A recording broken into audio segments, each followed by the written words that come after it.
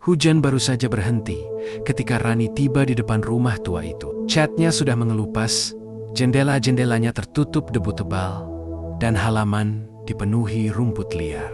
Rumah itu warisan dari bibinya, yang meninggal setahun lalu, seorang perempuan yang selalu tinggal sendiri, tanpa pernah mengizinkan siapapun berkunjung.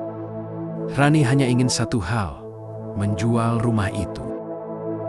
Namun, begitu kuncinya diputar, udara dingin langsung menyergapnya dari dalam. Dingin yang bukan berasal dari cuaca, melainkan seperti kehadiran yang menunggu.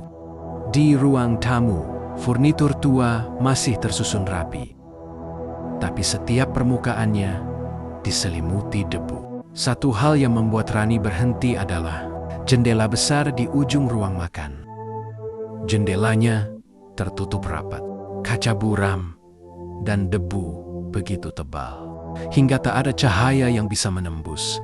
Namun, dari balik kaca itu, Rani bisa melihat bayangan samar. Seseorang berdiri diam, seolah sedang menatap ke arah luar. Jantungnya berdegup.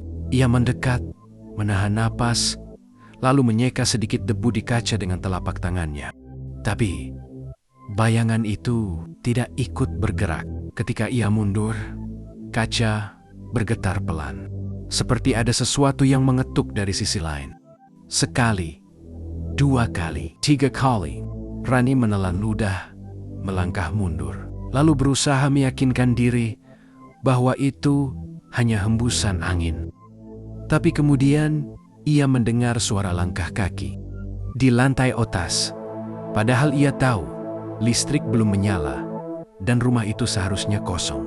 Di luar, angin berdesir membawa aroma lembab dari tanah basah. Di dalam, rumah itu bernafas pelan, seolah menyadari bahwa akhirnya ada penghuni baru yang datang. Dan dari jendela yang tertutup debu itu, seseorang mulai menghapus debunya dari dalam. Malam pertama Rani di rumah itu berjalan aneh. Setelah kejadian di jendela, ia menutup semua pintu dan mencoba tidur di ruang tamu dengan lampu senter menyala. Namun setiap kali matanya hampir terpejam, suara langkah kaki di lantai atas kembali terdengar. Pelan, tertahan, seolah seseorang sedang berusaha tidak ketahuan. Ia memutuskan untuk tidak naik malam itu. Tapi menjelang dini hari, terdengar suara seperti kursi diseret dari atas. Suara itu berhenti hanya ketika ayam pertama berkokok. Paginya,